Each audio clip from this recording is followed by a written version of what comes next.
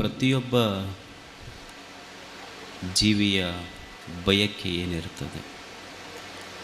ಎಲ್ಲರೂ ಜೀವನದಲ್ಲಿ ಏನನ್ನು ಬಯಸ್ತಾರೆ? ಎಲ್ಲರೂ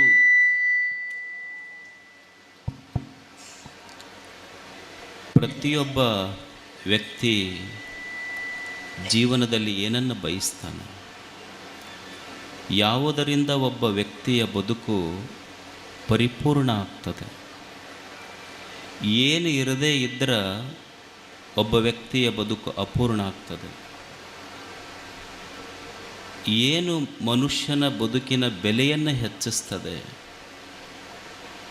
ನೀವು ನೋಡಿ, ಒಂದು ಮನೆ ಕಟ್ಟಿಸ್ತೀರ, ಆ ಮನೆಗೆ ಒಂದು 50 ಲಕ್ಷ ರೂಪಾಯಿ ಖರ್ಚು ಮಾಡಿ ಮನೆ ಕಟ್ಟಿಸ್ತೀರ.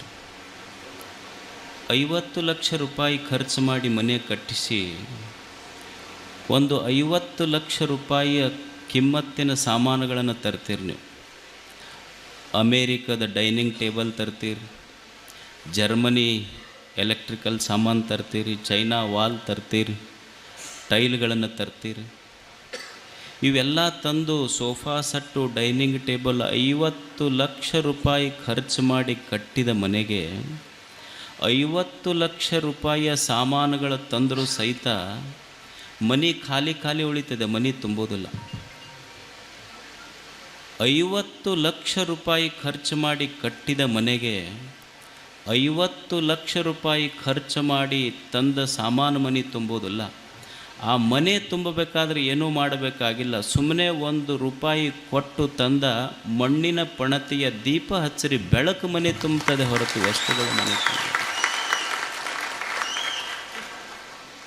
ವ್ಯಕ್ತಿಯ ಜೀವನ ತುಂಬುವುದು ಸಂಪತ್ತಿನಿಂದ ಜೀವನ ತುಂಬುವುದಿಲ್ಲ, ಸಂತೋಷದಿಂದ ಬದುಕು ತುಂಬುತ್ತದೆ. ಜೀವನದಲ್ಲಿ ಸಂಪತ್ತು ಮುಖ್ಯ ಅಲ್ಲ, ಸಂತೋಷ ಮುಖ್ಯ ಅಷ್ಟೆ. ನಾವೆಲ್ಲರೂ ಸಂತೋಷವಾಗಿರಬೇಕು. ನಾವೆಲ್ಲರ ಬಯಕೆ ಏನು ಅಂದರೆ ನಾವು ಸಂತೋಷವಾಗಿರಬೇಕು. ನಮ್ಮ ಜೀವನದಲ್ಲಿ ನಾವು ಗೆಲುವನ್ನು ಸಾಧಿಸಬೇಕು. ಗೆಲುವಿನ ಬಯಕೆ ಎಲ್ಲರದಿದೆ. ನಾವೆಲ್ಲ ಗುಡಿ ಗುಂಡಾರಗಳಿಗೆ ಹೋಗ್ತೀವಿ. ದೇವರ ಹತ್ತಿರ ಹೋಗಿ ನಾವು ನನಗೆ ಸೋಲಾಗಲಿ ದುಃಖ ಆಗಲಿ ಅಂತ ಕಾಯಿ ಒಡಿಸ್ತೀವಿ? ಇಲ್ಲ.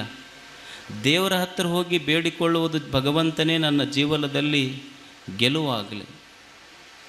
ಇವತ್ತು ನೀವು ಸೆಮಿನಾರ್ಗಳನ್ನು ಕಂಡಕ್ಟ್ ಮಾಡ್ತೀರಿ, ಎದಕ್ಕೆ? ಹೌ ಟು ವಿನ್, ಹೇಗೆ ಗೆಲುವನ್ನು ಸಾಧಿಸಬೇಕು. ಅದು ವ್ಯಾಪಾರವಿರಲಿ, ಉದ್ಯೋಗವೂ ಇರಲಿ, ಗೆಲುವನ್ನು ಸಾಧಿಸಬೇಕಲ್ಲ ಜೀವನದಲ್ಲಿ. ನೀವು ಮನೆ ಶಾಂತಿ ಮಾಡಿಸ್ತೀರಿ, ಜ್ಯೋತಿಷಿಗಳ ಹತ್ರ ಹೋಗ್ತೀರಿ, ಎದಕ್ಕೆ ಹೋಗ್ತೀರಾ? ಹೇಗೆ ಮಾಡಿದ್ರೆ ಜೀವನದಲ್ಲಿ ಗೆಲುವನ್ನು ಸಾಧಿಸಬಲ್ಲೆ? ಅಂದರೆ ಜೀವನದಲ್ಲಿ ಎಲ್ಲರ ಬಯಕೆ ಏನು ಅಂದ್ರೆ ನಾನು ಸಂತೋಷವಾಗಿರಬೇಕು, ನಾನು ಜೀವನದಲ್ಲಿ ಗೆಲುವನ್ನು ಸಾಧಿಸಬೇಕು, ನನ್ನದು ಗೆಲುವಿನ ಜೀವನವಾಗಬೇಕೆ ಹೊರತು ಸೋಲಿನ ಜೀವನ ಆಗಬಾರದು. ಇದು ಎಲ್ಲರ ಬಯಕೆ. ಇದು ಎಷ್ಟೇ ಕಷ್ಟಗಳು ಬರಲಿ, ನೋವುಗಳು ಇರಲಿ, ನಿರಾಶೆಗಳು ಇರಲಿ, ಅವುಗಳ ಮಧ್ಯದಲ್ಲಿ ಬದುಕಬೇಕಲ್ಲ. ಒಂದು ಗುಬ್ಬಿ ಇರ್ತದೆ. ನೀವು ನೋಡಿ, ಈ ಹೊಲದಾಗ ಹೋಗಿ ಜೋಳದ ದಂಟಿನ ಮೇಲೆ ಕುಂತಂದ್ರೆ ಅವ ಡಬ್ಬಿ ಬಡ್ದು ಅದನ್ನು ಎಬ್ಬಿಸಿ ಕಳಿಸ್ತಾನೆ. ಆ ಕಡೆ ಹೊಲದಾಗ ಹೋಗಿ ಕುಂತಂದ್ರೆ ಅವ ಡಬ್ಬಿ ಬಡ್ದು ಎಬ್ಬಿಸಿ ಕಳಿಸ್ತಾನೆ. ಅದಕ್ಕೆ ಏನು ನಮ್ಮಂಗೇನು ರೇಷನ್ ಕಾರ್ಡ್ ಐತೆ, ಅದಕ್ಕೆ ಯಾರೂ ಕೊಟ್ಟಿಲ್ಲ ಅಂದ್ರೆ ಏನು ರೇಷನ್ ಕಾರ್ಡ್ ಕೊಡ್ತೈತಪ್ಪ ಸರ್ಕಾರ, ಒಂದು ₹5 kg ಅಕ್ಕಿರ ಕೊಡ್ತೈತಿ, ₹1 kg ಅಕ್ಕಿ. ಈ ಹೊಲದಾಗ ಕುಂತ್ರ ಅವ್ರು ಎಬ್ಬಿಸ್ತಾರ, ಆ ಹೊಲದಾಗ ಕುಂತವರು ಎಬ್ಬಿಸ್ತಾರ. ಅದಕ್ಕೇನು ರೇಷನ್ ಕಾರ್ಡ್ ಇಲ್ಲ, ಲೈಫ್ ಇನ್ಶೂರೆನ್ಸ್ ಇಲ್ಲ, ಏನೂ ಇಲ್ಲ, ಆದರೂ ಬದುಕ್ತೈತಲ್ಲ. ಅದು ರೆಕ್ಕೆಗಳ ಮೇಲೆ ಭರವಸೆಯ ಬದುಕನ್ನು ಕಟ್ತೈತೆ. ಒಂದು ಗುಬ್ಬಿ ಅಷ್ಟೇ. ಅದೇನು ಸಾಲಿಗೆ ಹೋಗಿಲ್ಲ, ಯಾವ ಸೆಮಿನಾರಿಗೆ ಅಟೆಂಡ್ ಆಗಿಲ್ಲ. ಇದು ಭರವಸೆಯ ಬದುಕು.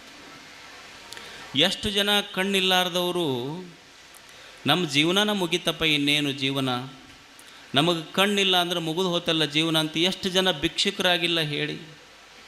ನಮಗೆ ಕಣ್ಣ ಇಲ್ಲಾಂದ್ರೆ ಜೀವನನ ಮುಗಿತಿಲ್ಲ ಅಂತ ತಿಳ್ಕೊಂಡು ಎಷ್ಟು ಜನ ಈ ಭೂಮಿಯ ಮೇಲೆ ಭಿಕ್ಷುಕರಾಗ್ಯಾರ.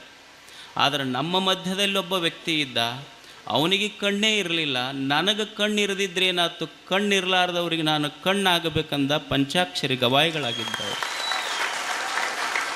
ಇದು ಭರವಸೆಯ ಬದುಕಷ್ಟೆ. ಗೆಲುವೆನೆಂಬ ಭಾಷೆ ಭಕ್ತನದು.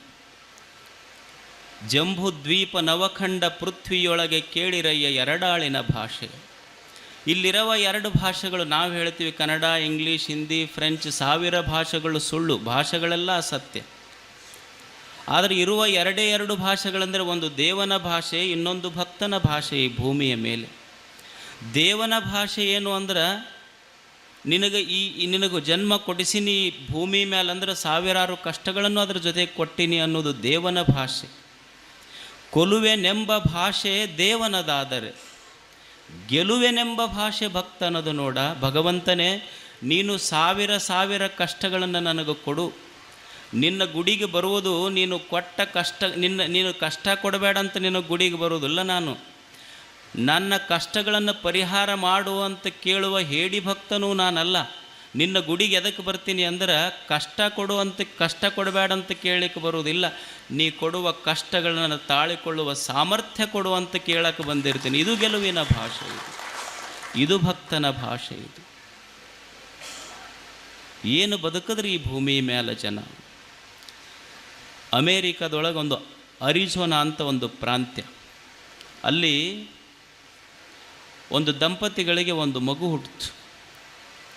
ಮಕ್ಕಳೆಲ್ಲರಿಗೂ ಹುಟ್ಟುತ್ತವೆ, ಏನು ಆಶ್ಚರ್ಯ ಇಲ್ಲ. ಒಂದು ಆಶ್ಚರ್ಯ ಏನಾಗಿತ್ತು ಅಂದ್ರೆ ಆ ಮಗುವಿಗೆ ಹುಟ್ಟುವಾಗನೇ 2 ಕೈ ಇರಲಿಲ್ಲ. ಆಕೆಗೆ ಜೆಸಿಕಾ ಅಂತ ಹೆಸರಿಟ್ಟರು ಅವ್ರ ತಂದೆ ತಾಯಿ. ಸಣ್ಣ ಮಗು, ಜೆಸಿಕಾ ಕಾಕ್ಸ್ ಆ ಮಗುವಿನ ಹೆಸರು. ಆಕೆಗೆ ಹುಟ್ಟುವಾಗ 2 ಕೈ ಇರಲಿಲ್ಲ. ತಂದೆ ತಾಯಿಗೆ ಚಿಂತೆ ಆಯಿತು, ಸಣ್ಣ ಮಗು ಹುಟ್ಟುವಾಗನೇ 2 ಕೈ ಇಲ್ಲ, ಮುಂದೆ ಏನು ಮಾಡಬೇಕು ಮಗುವಿಗೆ. ಮಗು ಬೆಳೀತಾ ಅದು ಬರೀಲಿಕ್ಕೆ ಶುರು ಮಾಡ್ತು. 2 ಕೈ ಇಲ್ಲ, ಆ ಮಗು ಬರೀಲಿಕ್ಕೆ ಹೇಗೆ ಶುರು ಮಾಡ್ತು ಅಂದ್ರೆ ಕಾಲೊಳಗೆ ಪೆನ್ ಇಟ್ಕೊಂಡು ಬರೀಲಿಕ್ಕೆ ಶುರು ಮಾಡ್ತು. ತಾನ ಸ್ನಾನ ಮಾಡೋದು ಹೆಂಗೆ ಕಲಿತು ಅಂದ್ರೆ ಕಾಲಿನಿಂದನೇ ಜಳಕ ಮಾಡೋದು ಕಲಿತು, ಕಾಲಿನಿಂದನೇ ಚಮಚ ತೊಗೊಂಡು ಉಣ್ಣೋದು ಕಲಿತು, ಕಾಲಿನಿಂದ ಅಕ್ಷರ ಬರೆಯುವುದು ಕಲಿತು, ಕಾಲಿನಿಂದನೇ ಪೇಜ್ ಹೊಳಿಸಿ ಓದುವುದು ಕಲಿತು. ನಿಮಗೆ ಆಶ್ಚರ್ಯ ಅನ್ನಿಸ್ಬೋದು, 10ನೇ ಕ್ಲಾಸ್ ನಮ್ಮಲ್ಲಿ ಅಲ್ಲಿ SSLC ರಿಸಲ್ಟ್ ಬಂದಾಗ 2 ಕೈ ಇಲ್ಲದ ಮಗು ಸಾಲಿಗೆ ಟಾಪ್ ಆಗಿತ್ತು, ಫಸ್ಟ್ ರ್ಯಾಂಕ್ ಬಂದಿದ್ಲ. 2 ಕೈ ಇಲ್ಲ ಆಕೆಗೆ. ಆ ಮಗು ಅಷ್ಟೇ ಬಿಡಲಿಲ್ಲ, 2 ಕೈ ಇಲ್ಲ, ಅದು ಕರಾಟಿಗೆ ಹಚ್ಚದ್ಲಕ್ಕೆ. ನಿಮಗೆ ಆಶ್ಚರ್ಯ ಅನ್ನಿಸ್ಬೋದು. ಆ ಅರಿಜೋನಾ ಸ್ಟೇಟಿಗೆ 2 ಕೈ ಇಲ್ಲದ ಮಗು ಬ್ಲ್ಯಾಕ್ ಬೆಲ್ಟಿನೊಳಗೆ ಫಸ್ಟ್ ಬಂದಿದ್ಲಕ್ಕೆ, ಕಾಲಿನಿಂದ ಕರಾಟೆ ಆಡಿದ್ಲು. ಇಷ್ಟಕ್ಕೆ ನಿಲ್ಲಿಲ್ಲ ಮಗು. ಒಂದು ದಿವಸ ಅದು ಕನಸು ಕಾಣ್ತು, ಏನು ಅಂದ್ರೆ ನಾನು ಫ್ಲೈಟ್ ಹಾರಿಸ್ಬೇಕು, ಫ್ಲೈಟ್ ನಡೆಸಬೇಕು ಅಂತ. ಆಕೆ ಅಪ್ಲಿಕೇಶನ್ ಹಾಕಿದ್ರೆ ಸರ್ಕಾರ ನಿನಗೆ ಕೈ ಇಲ್ಲ, ನಿನಗೆ ವಿಮಾನ ನಡೆಸೋಕೆ ಬಿಡಂಗಿಲ್ಲ ಅಂತ. ಆಮೇಲೆ ಕೋರ್ಟಿಗೆ ಹೋಗಿ ಪರ್ಮಿಷನ್ ತಗೊಂಡು, ಆಶ್ಚರ್ಯ ಅನ್ನಿಸ್ಬೋದು, 2 ಕೈ ಇಲ್ಲದೆ ವಿಮಾನ ನಡೆಸಿದ ವಿಶ್ವದ ಮೊದಲ ಮಹಿಳೆ ಜೆಸಿಕಾ ಕಾಕ್ಸ್ ಆಗಿದ್ಲು. ಇದು ಸಾಹಸಿಗರ ಭಾಷೆ. ನೋಡಿ, ಆಕೆ ನಮ್ಮ ಹಾಗೆ ಏನು ಕೈ ಇಲ್ಲ ಅಂದ ಕೂಡಲೇ ಹೋಗಿ ಹೋಮ ಮಾಡಿಸ್ಲಿಲ್ಲ, ಶಾಂತಿ ಮಾಡಿಸ್ಲಿಲ್ಲ, ಜ್ಯೋತಿಷ್ಯ ಕೇಳಲಿಲ್ಲ. ಆಕೆ ಅಂಗೈಯೊಳಗಿನ ರೇಖೆಯನ್ನು ನಂಬಲಿಲ್ಲ, ಮುಂಗೈಯೊಳಗಿನ ಬಲವನ್ನು ನಂಬಿ ಬದುಕಿದ್ಲು. ಇದು ಸಾಹಸಿಗನ ಭಾಷೆ. ನಮಗೆ ಒಂದು ಸ್ವಲ್ಪ ಕನ್ಯಾ ಸಿಗಲಿಲ್ಲ ಅಂದ್ರೆ ಹೋದಿವೆ ಗುಡಿಗೆ, ದೇವರ ಏನು ಮಾಡೋದಪ್ಪ, ಕನ್ಯಾನೇ ಸಿಗುವಲ್ಲ ನಮಗೆ. ನಮ್ಮ ಸಾಹಸದ ಭಾಷೆ ಹೋಗಿ, ಅದು ಹನುಮಂದೇವ್ರ ಗುಡಿಗೆ ಹೋಗಿ ನೋಡಪ್ಪ ಕನ್ಯಾ ಸಿಗುವಲ್ದು, ಏನಾರ ಮಾಡು. ಅವ ಹನುಮಂದೇವ್ರಂದ ಮೊದಲು ಕೆಳಗಿಳಿ ಅಂದ. ಈ ಲಗ್ನ ಆದವ್ರು ಜಗಳ ಬಿಡ್ಸಕ್ಕೆ ಹೋಗಿ, ನಂದ ಲಗ್ನ ಆಗಿಲ್ಲ ಇನ್ನೂ, ನಿನಗೆಲ್ಲಿ ಕನ್ಯಾ ಹುಡುಕಿ ಕೊಡ್ಲ. ಒಬ್ಬ ಕೈ ಇಲ್ಲದ ಮಗುವಿನ ಸಾಹಸದ ಭಾಷೆ ಎಂಥದ್ದು, ನಮ್ಮ ಸೋಲಿನ ಭಾಷೆ ಯಾವ ಕಡೆ. ಅದಕ್ಕೆ ಭೂಮಿಯ ಮೇಲೆ ಮನುಷ್ಯ ಬದುಕಬೇಕಾದ್ರೆ ಸಾಹಸದ ಭಾಷೆ ಇರಬೇಕು, ಗೆಲುವಿನ ಭಾಷೆ ಇರಬೇಕು. ಅದು ಜೀವನವನ್ನು ಕಟ್ಟುತ್ತದೆ.